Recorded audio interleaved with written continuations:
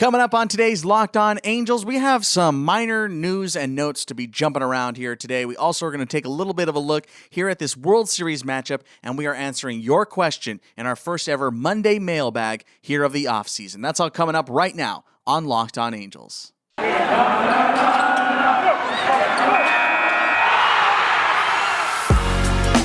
You are Locked On Angels, your daily Los Angeles Angels podcast. Part of the Locked On Podcast Network, your team every day. Hey everybody, welcome to Locked On Angels, part of the Locked On Podcast Network, your team every day, and thank you for making Locked On Angels your first listen of the day every single day. Happy Monday to all. I'm Steve Granado, your host. You can follow me on Twitter at Steve Granado, Granado. As mentioned, we have some lighter news, some smaller notes that we need to address that happened over the weekend, some things that have to deal with some former Angels managers, and some news about the area here around Anaheim we got to get to. Again, as mentioned, we're talk a little bit about the World Series here today, and we'll wrap it up with some questions from you, the listener. Before we get jumping into the small notes here today, don't forget to head on over to Redbubble and check out my brand 27 merch. Angels-inspired gear is all available right now with new designs coming. Of course, Rory's words honoring the 2002 World Series Angels. Of course, we also have the original logo, and, of course, the Halo logo, all available right now on Redbubble. T-shirts, hoodies, jackets, all that kind of good stuff are available over on Redbubble. It's linked in the episode description. Again, that's 27 merch. Okay, let's go ahead and dive right in here to the Angels news. Let's start with some player movement. Here on Friday, the Angels announced that 3 players have been outrighted to AAA Salt Lake. That's Luke Bard and James Hoyt, 2 right-handed relievers, and then infielder Franklin Barreto. This is coming from MLB Trade Rumors. If you're watching on YouTube, of course, you are looking at that article right now. But let's start with Luke Bard and James Hoyt. Obviously, minor guys that weren't a big part of the big club or anything like that. Luke Bard pitched just 66 innings over the 3 seasons and did not play 2021 at all. James Hoyt made just 9 appearances this year. So these 2 guys are likely done with the Angels. Wouldn't imagine they'd accept the outright and not elect free agency and all that stuff. So I imagine they'd try their luck on the free agency market. That's what it seems like is going to happen. Nothing has been made official of that yet, but they were optioned and outrighted to AAA Salt Lake. So Luke Bard and James Hoyt likely to no longer be a part of the Angels franchise, at least at this point. But the more intriguing one here, Franklin Barreto. If you remember Franklin Barreto, he was the Tommy La Stella trade a couple of years ago. He made just 18 plate appearances with the Angels, and a large part because this has to do with a lot of injuries. All those 18 appearances were in the 2020 pandemic-shortened season. So, yeah, Franklin Barreto, who's been a guy that has kind of been on prospect lists for years, a guy that just necessarily never really made it in Oakland. Obviously, injuries derailed his Angels career. He is out of options, so will likely maybe select free agency. I'd imagine that would be the case here. But again, nothing has been made official, just like for the Bard and Hoyt situation. So Franklin Barreto, clearly not what the Angels wanted to get out of him. The injuries, again, are what really plagued him and didn't really give him a chance to shine in the infield here for the Angels. So interesting, a little interesting. I wouldn't be shocked if he elected the AAA route with the Angels. I don't know. I'm not going to try and play that game right now and try and guess what he's thinking until we get an official word. But again, he is out of options, so he has the option right now to select free agency if he so pleases. So those are the 3 minor moves the Angels made here over the weekend. Some news that has something to do with some former Angels, quote unquote. Mike Scioscia, obviously, the longtime manager of the Angels. He is reportedly interviewing for the San Diego Padres managerial vacancy. Also in the mix, apparently, is rumored, Brad Ausmus, former Angels manager, is in the mix, apparently. This is all coming from the San Diego Union Tribune. The Padres obviously let go of Jace Tingler, the manager, at the end of this season. A move that, was maybe kind of people were expecting it a little bit here at the end of the year, given the harsh downfall of the San Diego Padres after the All-Star break, and how much hype was around that team heading into 2021 and how that was going to be the big matchup in the NL West, and it was for a while with the Dodgers, but obviously the Giants made more noise down the stretch. But so kind of interesting. Mike Scioscia, obviously winning as manager in Angels history for our newer fans who weren't around for the Scioscia era, or kind of were diving in a little bit around there, dipping their toe in the water around this time. Managed the Angels from 2000 to 2018. He is easily the most successful manager in Angels history. Again, the most wins in Angels history. And he was managing this year in the Olympics this season with Team USA. So he was managing the Team USA baseball team. So maybe dipping his toes back in to see if he still got it. I thought he may have been retired, but as we are seeing over the last couple of years, that guys sometimes just come on back, even though it seems like they're retired. So, hey, if Scioscia can land a spot and he's happy, cool for him, man. Obviously, the rules might be changing here as far as DH and the NL and stuff when we come up in 2022. So it would be a more familiar style of baseball that he's used to managing. He's never managed in the NL. Obviously, he played in the NL with the Los Angeles Dodgers, but I'd be interested to see if Scioscia would be a good fit down in San Diego. It'd be pretty cool to see Scioscia in a jersey again and take a couple of routes the Angels have done. Eric Ibar took that route from Anaheim to San Diego. Jared Weaver. I think Garrett Richards as well. So there's a little bit of a weird pipeline going there from the Scioscia era. So Scioscia might be a part of that as well. And then, of course, Brad Ausmus. He actually played in San Diego in the mid-'90s, and he worked for them in 2011 to 2013. That was before he got the Tigers managerial job, and he was with the Angels in 2019 for what was supposed to be the first of 3 years on his contract, then was let go at the end of the 2019 season in lieu of Joe Madden. So Brad Ausmus, again, according to the San Diego Tribune article, is also in the mix for the Padres job. So pretty interesting to see some former Angel managers potentially landing a gig down in San Diego. We'll see how that progresses or regresses. We'll see where that goes here as the hot stove, quote unquote, is about to get underway here shortly. Obviously, with the World Series still in the mix, we got some time before that actually happens. But and then the last little news note here, a bit of sad news here in the Anaheim area. If you caught our food guide last week, we were doing our pregame and postgame food guides. We mentioned one restaurant, The Catch. Unfortunately, this is coming from the OC Register over the weekend. The Catch has officially closed. It was a restaurant right here on Catella, right by the entrance of Angel Stadium on the Catella side of things, the west side side of the ballpark. And The Catch is officially closed. It was a little weird because, again, we had mentioned it in our food guide, and we were talking how, I don't know, something's going on there because they haven't opened. They've had a COVID sign on their door for the last year and a half, almost 2 years at this point. So we had no idea what was going on with The Catch. And, of course, days later, just like 2 days after we said that, The Catch has officially closed. So again, for listeners of the show, I live here in the Anaheim area, very close to the ballpark, and I used to go to The Catch, and I used to like The Catch. It was a good birthday spot, good little celebratory spot, and it was also a good pregame spot, and a lot of people loved The Catch. It was actually originally opened in 1976. I didn't realize that The Catch was as old as it was, but yeah, 45 years since the original The Catch opened on State College. Then it was purchased in 2001 and moved down the street a little bit, right there to Catella. So this is a bummer, man. This is probably one of the closer things that Angel Stadium has had as to like a regular restaurant in the area or a regular like pregame spot. A lot of this area is really changed over the last couple of years, and this is a tough one. This is a tough one to lose. I liked The Catch, and it is sad that it is no longer going to be in operation.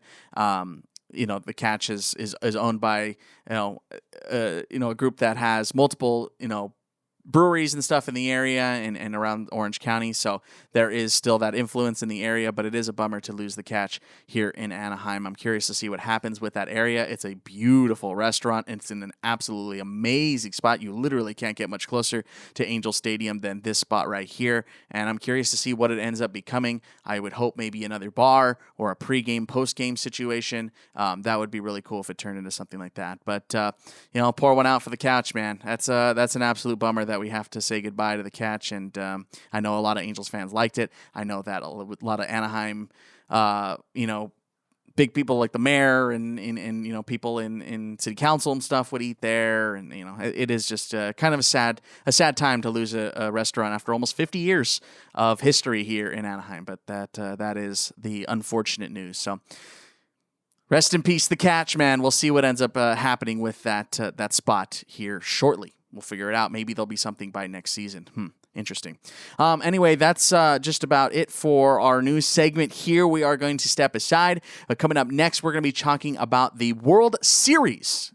Who are you rooting for? Let me know in the comments below.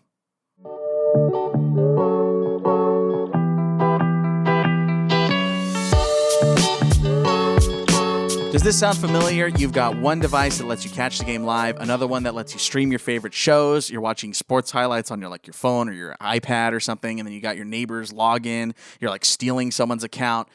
It's a total mess. I want to tell you about a way to simplify all that and get all the entertainment that you love without the hassle, and a great way to finally get your TV all together. It's called DirecTV Stream. It brings you live TV on-demand favorites together like never before, so you can watch your favorite sports, movies, and shows all in one place. That means no more juggling remotes, no more trying to buy another device or get a different streaming stick. None of that. It's all done. And the best part, no annual contract. So get rid of the clutter, the confusion, and get your TV together with DirecTV Stream. You can learn more at directtv.com. That's directtv.com. Compatible device required. Content varies by package.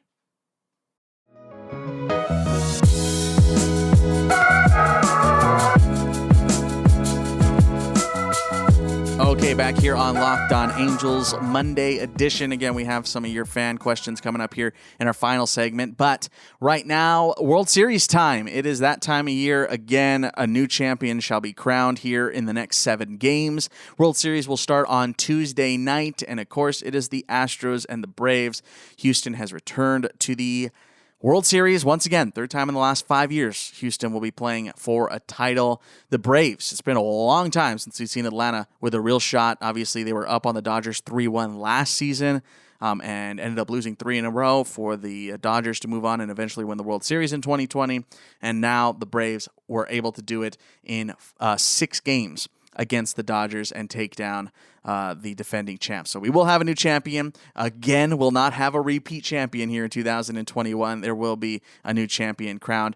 We asked this question here on Twitter. We've been asking it throughout the playoffs to see where you guys are at. So we asked you guys who are Angels fans rooting for in the Fall Classic. And of course, it's not surprising. It went about just exactly how I went. I expected it here. We did this poll on Sunday, and the Braves. Yeah, the Braves are the team that the Angels fans are rooting for here, according to our Twitter poll. 95.9% of Angels fans, according to this poll, are rooting for the Braves to win the World Series. So shout out to Atlanta. Shout out to Truist Park. Angels fans are on your side, according to this poll that we have taken here on @LockedOnAngels on Twitter. Astros, 4.1%. So I guess there's some fans that still want the Astros here in the AL West to represent strong. We shall see what eventually occurs. But again, Astros Braves will start on Tuesday night for, of course, a best of 7, and a new champion shall be crowned.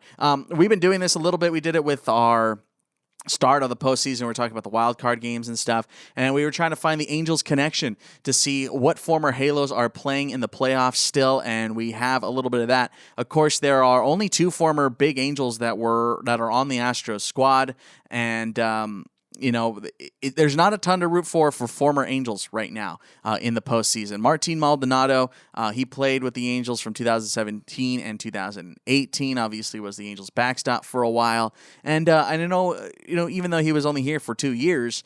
A bit of a fan favorite. I know the Angels fans definitely liked Martin Maldonado, who's definitely a great catcher, and has continued his prowess out in Houston. I've always been a Martin Maldonado fan.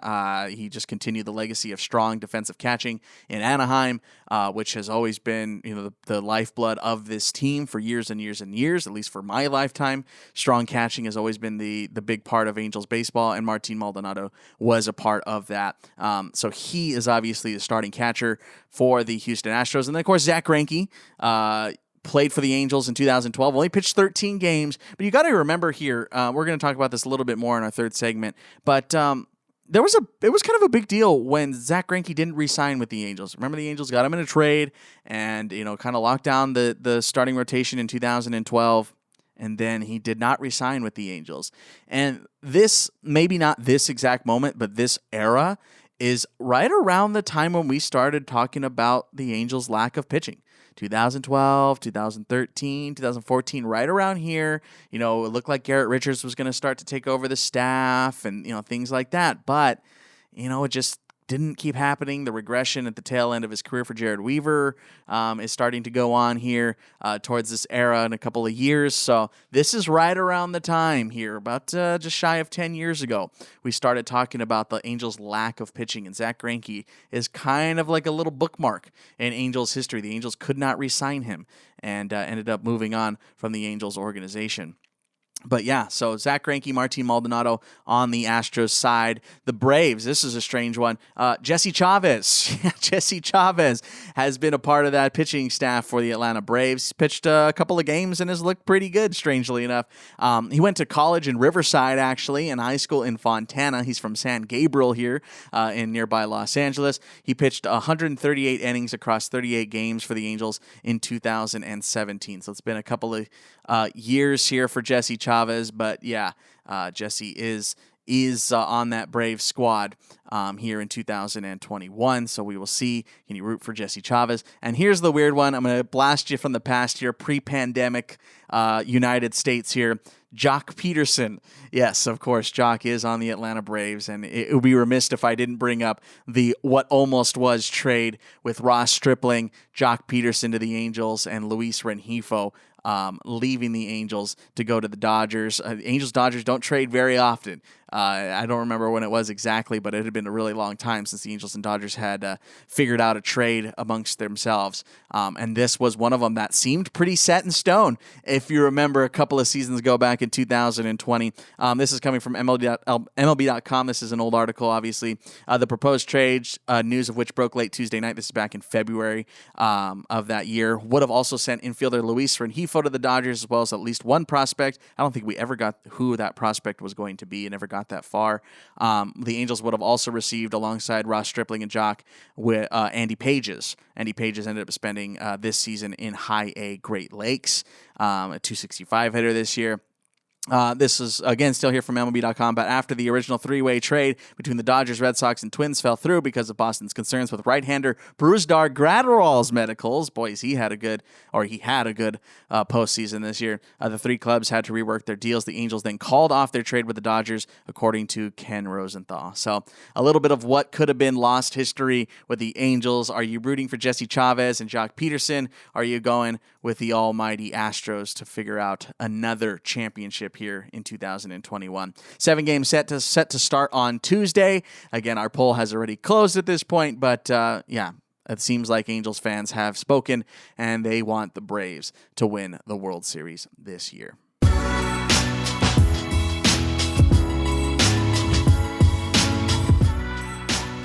All right, coming up in our final segment here today, we are answering your questions from Twitter in our Monday mailbag. But before that, this episode is brought to you by Built Bar, who has, by the way, a ton of delicious flavors. They are a protein bar company. There is something for everybody. When you talk to a Built Bar fan, they are super passionate about their favorites. Here are some of those faves: coconut, raspberry, double chocolate, orange, strawberry, salted caramel, German chocolate. There's a bunch of them, so many of them. And the best way to figure out which one is your favorite is to get the mix box. You get 2 of each of the 9 flavors. Not only are Built Bar flavors the best tasting, they're also super healthy. Here are your macros for Built Bar: 17 to 18 grams of protein per bar. Calories are only 130 to 180, so sub 200 is a nice little sweet spot there. 4 to 5 grams, speaking of sweet, only 4 to 5 grams of sugar and only 4 to 5 grams of net carbs. All amazing flavors, all tasty, and all healthy. And you know what? You can trust Built Bar because they're the official protein bar of the U.S. track and field team. Go to Built.com and use promo code LOCKED15 to get 15% off your order. That's promo code LOCKED15 for 15% off at Built.com.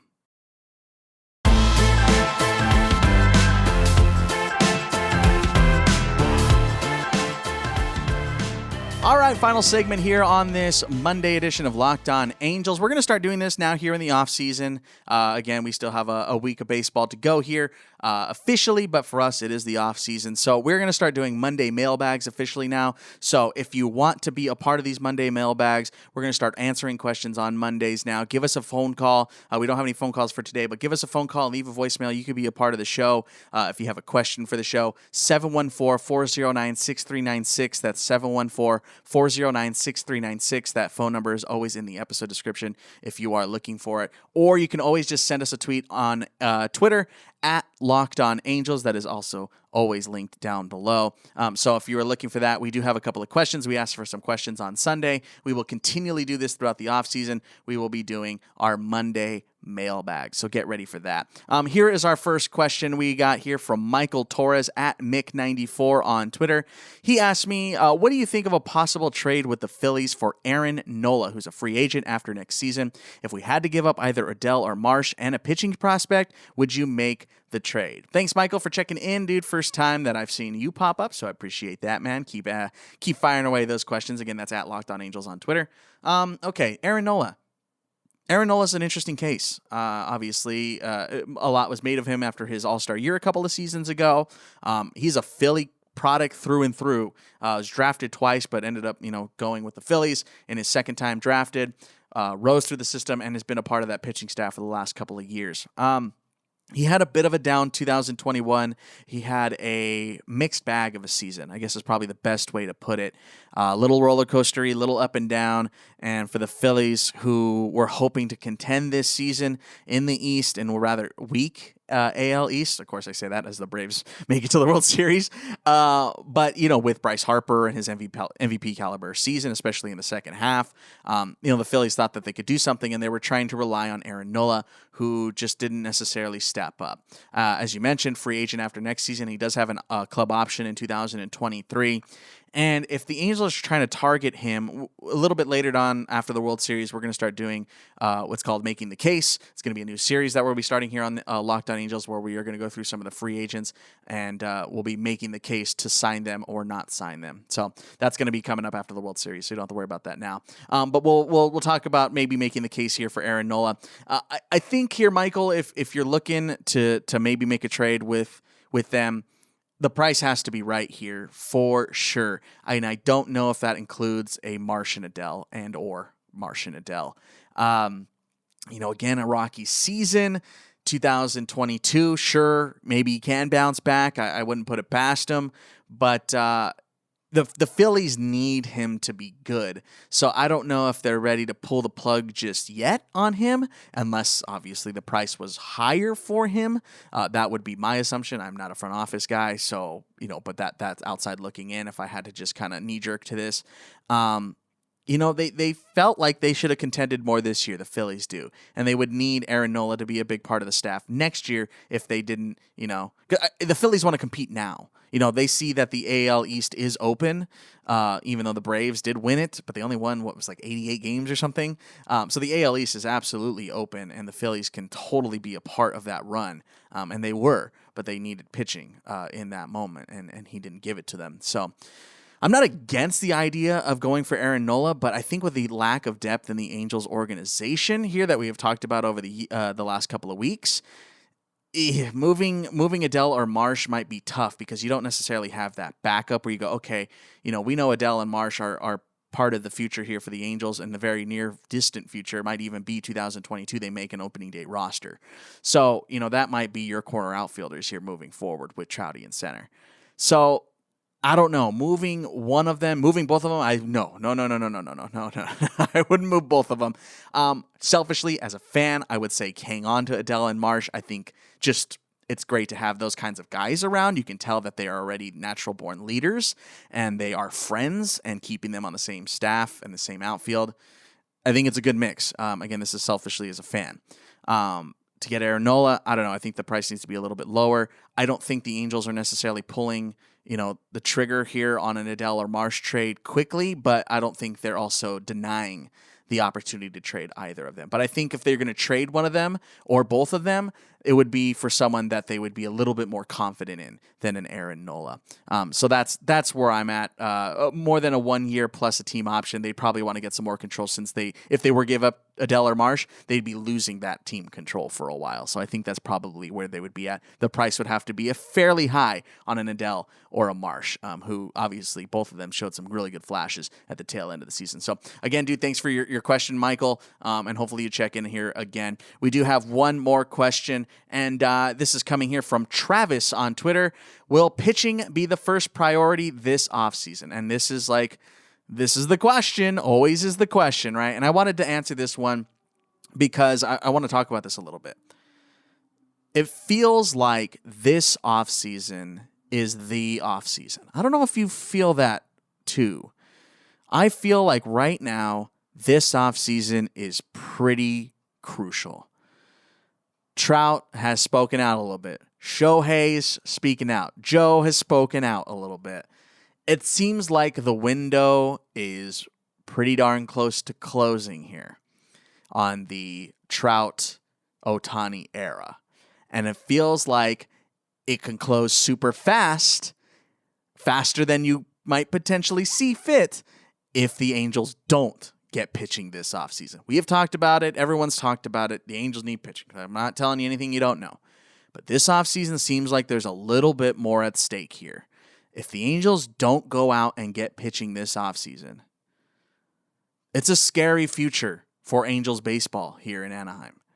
I don't know what happens if the Angels don't get some decent pitching and at least make the playoffs in 2022, if not make a decent run past the ALDS in 2022. It seems like a pretty darn crucial year. If you want to keep Shohei long term, I think you gotta build around him. If you want to keep Trout happy for the next couple of years, seems like this is the offseason that you got to do it. So this is a pretty crucial step. That's why I wanted to talk about this question here. Will it be their first priority? I don't know. Should it be? For more reasons than ever in the past. This is the offseason. The Angels have to make moves, and which is why, again, we will be talking about it, making the case after the World Series. We will be talking about all the cases to be made for free agent signings, potential trades, all the hot stove questions. We will be diving into all that stuff come the official start of the offseason. So it's a big time right now. I don't think the Angels are going to make any moves right now, obviously. Players are still playing, teams are still playing, but once the offseason officially starts, time to get going. Seems like it's time to get going. So thank you, Travis, for sending in your question. Again, we are going to be doing these segments, Monday mailbags, every Monday now moving forward here through the offseason. So send us your tweets. We will always send out the tweet here on Sundays, probably Sunday mornings. Be like, hey, send in your questions for Monday's episode. We usually record midday.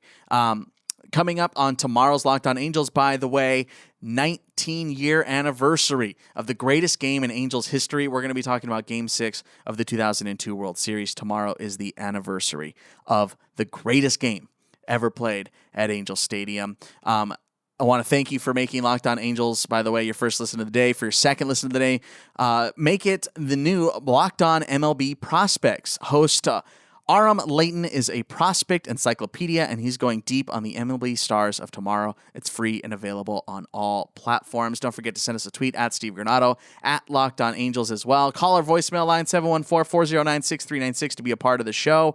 Check out my merch line, 27 Merch. Of course, it is all available right here on Redbubble. All these things are linked in the episode description and, of course, the episode notes as well. If you want to check out some of my other podcasts, I have one all about baseball and a history baseball podcast called Our Game. That's Ourgame, examining the Latin contributions to American baseball. We asked the question, who is the Latino Jackie Robinson, and found out that the answer was way more complicated. Lots of good stuff in there, lots of good history in there over the entirety of baseball history, about 200 years of baseball history, lost history as well. That is in that podcast. You should check it out. It's available for free on all audio platforms. And of course, my other podcast, which is completely different, Movies I Should Have Watched. It's a movie podcast where my best friend Alex and I are watching older movies that we have missed over the years and are checking out to see if they hold up in 2021. It's a whole bunch of fun. It's a decompression from the world, an escape from the world. So check it out. Also available everywhere for free. That's Movies I Should Have Watched.